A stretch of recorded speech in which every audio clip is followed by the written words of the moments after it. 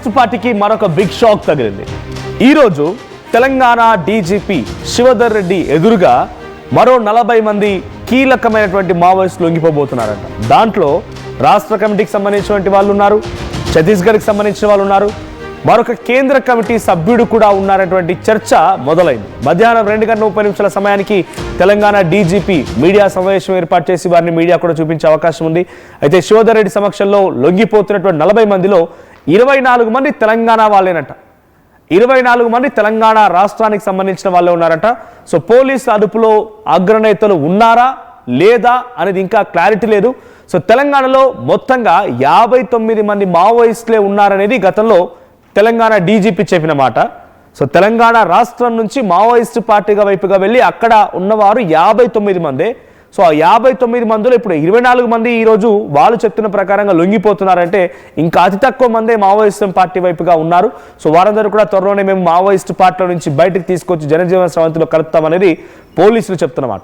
ప్రస్తుతం కేంద్ర కమిటీలో ఉన్నటువంటి వాళ్ళు గణపతి, దేవ్జీ, మల్లా రాజిరెడ్డి అండ్ పాక హనుమంతు, పస్నూర్ నరహరి. సో మరి వీరిలో ఎవరైనా ఈరోజు పోలీసుల ఎదుట లొంగిపోతున్నారా అనేది ప్రధాన చర్చగా ఉంది.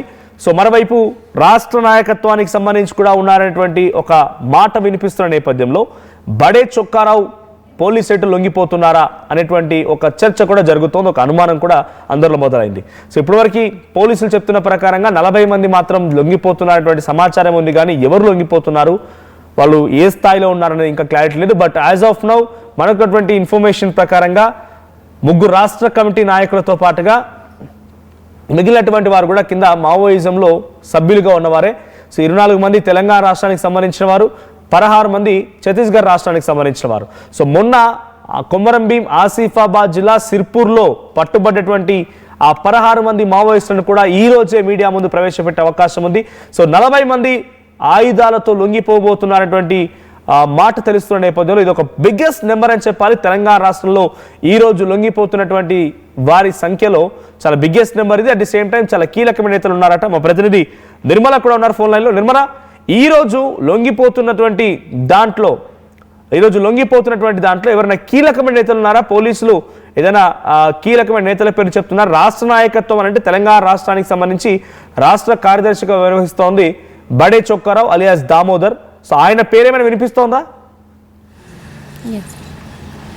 ఎస్ మనోజ్, నిజంగానే, ఎందుకంటే తను కూడా లొంగిపోతున్నారు అని తెలుస్తుంది. ఇప్పుడు జరుగుతున్నటువంటి కాల్పుల్లో కూడా భయపడిపోయి అందులో ప్రజాదరణ కూడా తగ్గిపోయింది అని చెప్పేసి కూడా మావోయిస్టులు అందరూ కూడా దాదాపు 40 మంది వరకు లొంగిపోయే అవకాశం ఉంది. అది కూడా డీజీపీ ఎదురుగా కూడా వాళ్ళు లొంగిపోయే అవకాశాలు కనిపిస్తున్నాయి. కాబట్టి మరి శివధర్ రెడ్డి కూడా ఈరోజు మధ్యాహ్నం ప్రెస్ మీట్ పెట్టి అన్ని వివరాలు కూడా తెలియజేస్తాము అని చెప్పేసి కూడా చెప్తూ ఉన్నారు.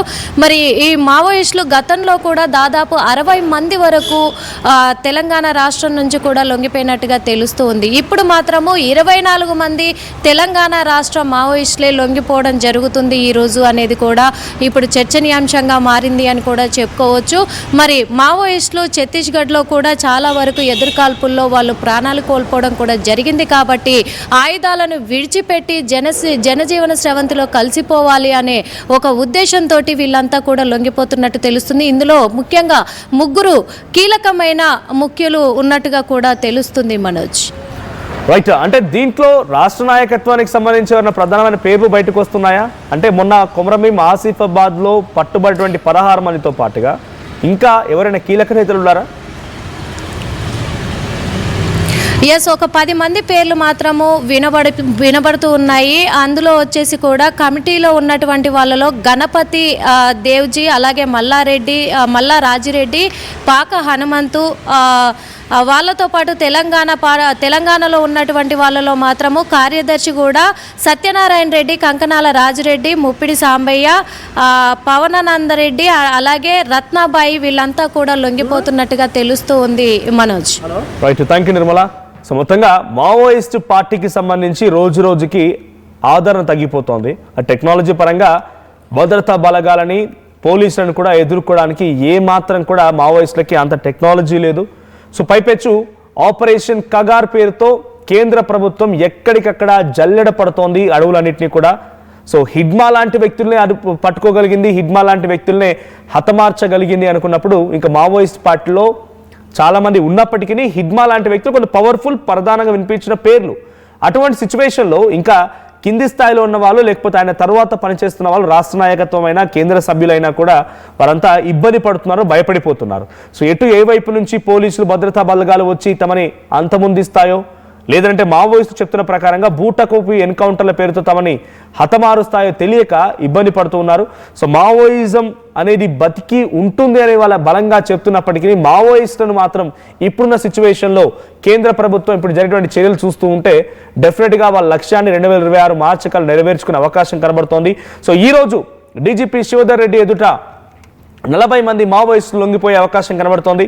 సో ఛత్తీస్గఢ్, మహారాష్ట్ర, బీహార్, ఆంధ్రప్రదేశ్ ఇవన్నీ కూడా బీజేపీ సపోర్ట్ ఉన్నటువంటి ప్రభుత్వాలు, లేదంటే బీజేపీ పాలిత ప్రాంతాలు. కాబట్టి తెలంగాణే కొంత సేఫ్గా ఉందనే ఆలోచన డెఫినెట్గా మావోయిస్టులకు వచ్చి ఉంటుంది. ఎందుకంటే రీసెంట్ డేస్లో మనం చూస్తూ ఉన్నాం, ఛత్తీస్గఢ్కి సంబంధించి ఇంటెలిజెన్స్ నిఘా వర్గాలు ఏం చెప్తున్నాయి, ఛత్తీస్గఢ్లో మావోయిస్టులు లేరు, అయిపోయారు. ఛత్తీస్గఢ్కి సంబంధించినటువంటి కీలకమైన నేతలు ఎవరైనా కనుక ఉంటే వాళ్ళు తెలంగాణలో అడవుల్లో ఉన్నారు, ములుగు జిల్లా అడవుల్లో ఉన్నారనేటువంటి మాటని ఛత్తీస్గఢ్కి సంబంధించినటువంటి పోలీసు ఉన్నతాధికారులు చెప్పిన మాట. మరి తెలంగాణలో ఎందుకున్నారు అని అంటే తెలంగాణ ప్రభుత్వం కొంత ఆంధ్రప్రదేశ్లో ఎన్కౌంటర్ జరిగింది, మహారాష్ట్రలో ఎన్కౌంటర్ జరిగాయి, ఛత్తీస్గఢ్లో ఎన్కౌంటర్ జరిగాయి, బీహార్లో కూడా కొంత ఎక్స్ట్రీమ్ సిచ్యువేషన్ ఉంది. కానీ తెలంగాణలో ఇంతవరకు ఎన్కౌంటర్ చేయని దాఖలాలు లేవు. ఎన్కౌంటర్లు జరగాలి అని అంటే డెఫినెట్గా రాష్ట్ర ప్రభుత్వం సహకరించాలి, రాష్ట్ర పోలీసుల సహకారం కూడా ఉండాలి. సో ఇక్కడున్న సిచ్యువేషన్లో తెలంగాణ రాష్ట్రానికి సంబంధించిన నాయకత్వం ఉన్న మావోయిస్టు ఎవరైనా ఉన్నా కూడా లొంగిపోతే అవకాశం కల్పిస్తామనేటువంటి మాటను చెప్తూ ఉన్నారు. ఏకంగా కాంగ్రెస్ పార్టీకి సంబంధించి పీసీసీ అధ్యక్షుడిగా ఉన్న మహేష్ కుమార్ గౌడ్ కూడా ఇటీవల కాలంలో మావోయిస్టులకు సంబంధించినటువంటి ఒక రౌండ్ టేబుల్ కాన్ఫరెన్స్లో హాజరై కూడా ఆయన కూడా ఇదే మాట్లాడుకొచ్చారు. ఒకవేళ కనుక వాళ్ళు జన స్రవంతిలోకి వస్తారంటే ఆహ్వానిస్తున్నారు. ఈ సమయంలో ఇంకా అడవి బాట పట్టి అడవిలో పోరాడాల్సిందేం లేదు, ప్రజల మధ్యకు వచ్చి ప్రజలతో మమేకమై మీరు ప్రభుత్వాలపై పోరాడండి అని చెప్పేటువంటి మాటని ఆయన కూడా మాట్లాడడం కాంగ్రెస్ పార్టీ నాయకులు, కాంగ్రెస్ పార్టీ ప్రభుత్వం, కేంద్ర అధిష్టానం నాయకత్వం కూడా ఇదే రకమైనటువంటి, అంటే కాంగ్రెస్ అధిష్టానం కూడా ఇదే రకమైనటువంటి ఆలోచనతో ఉందనే భావనలో మావోయిస్టులు ఉన్నారు. అందుకే వాళ్ళు తెలంగాణను ఒక ఆప్షన్గా ఎంచుకొని ఇక్కడ రావడానికి, ఇక్కడ వాళ్ళ యొక్క లొంగుబాటు జరగడానికి వాళ్ళు అంగీకరిస్తున్నట్టు కనబడుతోంది. సో ఈ రోజు 40 మంది లొంగిపోతున్నారు. మరి 40 మందిలో ఎవరైనా కీలకమైన నేతలు ఉంటారా ఏంటి అని చూడాల్సిన అవసరం అయితే ఉంది. బట్ యాజ్ ఆఫ్ నౌ 16 మంది కొమరభీం ఆసిఫాబాద్లో పట్టుబడ్డ దాంట్లో మావోయిస్ట్ సంబంధించినటువంటి పార్టీకి రాష్ట్ర నాయకత్వానికి ఒక కీలకమైన నేతగా ఉన్నటువంటి సీనియర్, సో 23 ఏళ్ల అనుభవం ఉన్నటువంటి రవి, ఎర్రగొల్ల రవి అనేటువంటి ఒక వ్యక్తి ఉన్నారంటే ఒక పేరైతే తెలుస్తోంది. సో దాంతో పాటుగా బడే చొక్కారావు ఉన్నారా లేదా, సో ఏంటి ఎవరెవరు రాష్ట్ర నాయకత్వానికి సంబంధించిన వారు రోజు లొంగిపోతున్నారని చూడాల్సిన అవసరం అయితే ఉంది. సో కేంద్ర కమిటీ సభ్యులు కూడా ఒకరున్నారట. మరి కేంద్ర కమిటీ సభ్యులు ప్రస్తుతానికి తెలంగాణ రాష్ట్రం నుంచి కేంద్రంలో పనిచేస్తున్న దాంట్లో గణపతి, దేవ్జీ, మల్లా రాజిరెడ్డి, పాక హనుమంతు అండ్ పస్నూర్ నరహరి. మరి వీరిలో ఎవరైనా ఈ రోజు లొంగిపోతున్నారనేది చూడాల్సిన అవసరం అయితే ఉంది.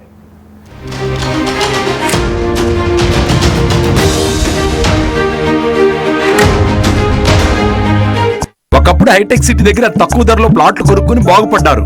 తర్వాత ఓఆర్ఆర్ దగ్గర, ఇప్పుడు అవకాశం త్రిబుల్ దగ్గర వచ్చింది. ఇప్పుడు షాద్ నగర్ వైపు ఉన్న స్వర్గసీమ వెంచర్ లో ప్లాట్ల పండగ వచ్చింది. నూతన వెంచర్ అమేయ రూపంలో అప్రూవ్డ్ ప్లాట్లు, రిసార్ట్ ఫెసిలిటీ, రీజనబుల్ ప్రైస్. ఒక్కసారి ఫ్యామిలీతో విజిట్